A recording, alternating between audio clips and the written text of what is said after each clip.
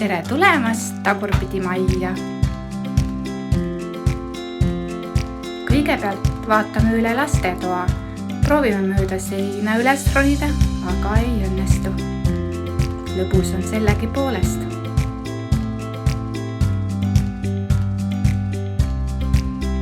Lastetuba vaadatud. Lähme edasi ja vaatame, mis siin majas veel head on. Lastel nii väikese ajaga pea veel ringi käima ei hakka. No nii, läheme trepist üles teisele korrusele, sest seal on ka tube, mida avastada.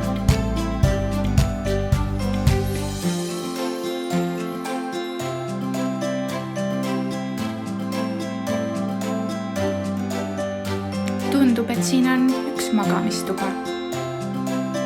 Meie muidugi käime laes, pead alaspidi. Ahva! Nagu aknas näha võib, on hetk terve maailm pahupidi pööratud. Muru on hoopis taevaks.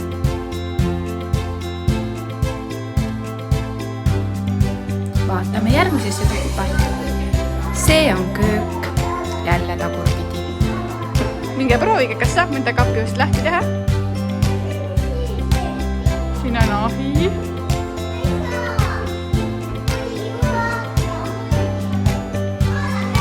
Ossa kõik piimad, keefrid, juustud, mahlad on tagurpidi. Kuidas need alla ei kuku? No nii, keerame pildi korra tagurpidi, et näha kööki sellises positsioonis, nagu me igapäevaselt oleme harjunud seda nägema. Ja nüüd jalutame ringi või õigemini jookseme elutoas. Paistab, et see tagurpidi maailm ei valmista meie lastele mingit probleemi.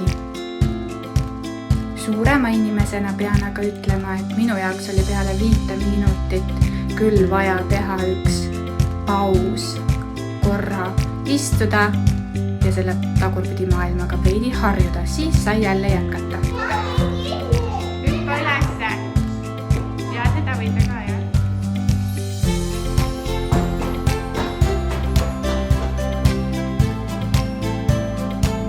Teise korruse ringkäik tehtud, lähme alla tagasi, sest seal jäid mõned toad veel uudistamata.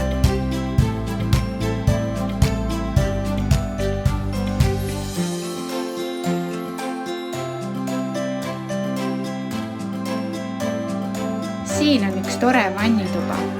Pesumasin ja kuivatik, kõik on tagurpidi. Aga mõnus on see, et näeme ennast peeglist. Siin on WC. Ripuklaas meie jaoks. Päris naljakas. Ups, ja kõik on tagurpidi. Vau, isegi saunaruum on siin olemas. Piilume siia ka.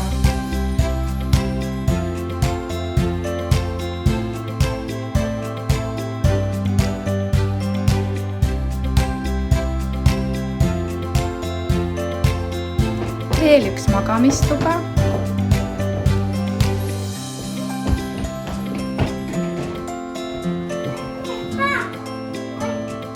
Vau, kingad! Tädi omad vist. Joo, kas saate midagi kätte sealt või?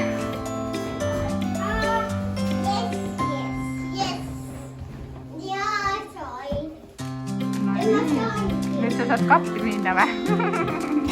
Ja meie tagurpidi majatuur hakkabki lõppema. Tšau! Bye!